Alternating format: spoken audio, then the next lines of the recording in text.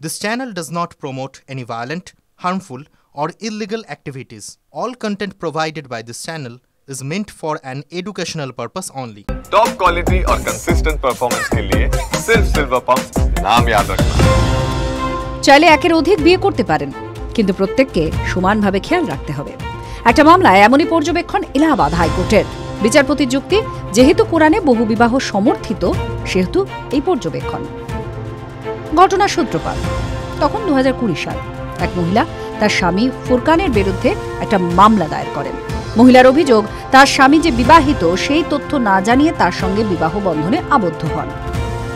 এই অভিযোগের ভিত্তিতে প্রথমে মোরাদাবাদ নিম্ন আদালতে অভিযুক্ত সহ আরও দুজনকে তলব করেন বিচারক। ফুরকানের আইনজীবী আদালতকে জানান, ওই মহিলা তার মক্কেলের সঙ্গে অনেকদিন ধরেই প্রেম করছিলেন, আর সেই কথা আদালতে নাকি মহিলা নিজে স্বীকারও করেছেন। অন্যদিকে মহিলার আইনজীবীর তরফে জানানো হয়, যেহেতু ফুরকান ইতিমধ্যে বিবাহিত, সেহেতু এই বিয়ের কোনো ভিত্তি নেই। এরপরেই ফুরকানের বিরুদ্ধে মুরাদাবাদ নিম্ন আদালতে চার্জশিট পেশ করা হলে তিনি পাল্টা গিয়ে দ্বারস্থ হন এলাহাবাদ হাইকোর্টে। সেখানকার বিচারপতি অরুণ কুমার দেসওয়ালের সিঙ্গল বেঞ্চে ওঠে এই মামলা।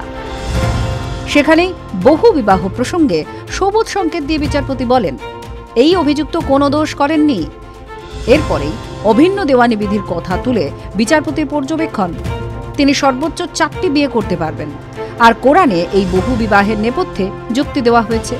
এমনকি তার দ্বিতীয় বিয়েটাও বৈধ, কারণ স্ত্রীও একজন মুসলিম। তবে মাথায় রাখতে হবে, প্রত্যেককে সমানভাবে খেয়াল রাখতে হবে। পরবর্তী শুনানি 26 মে।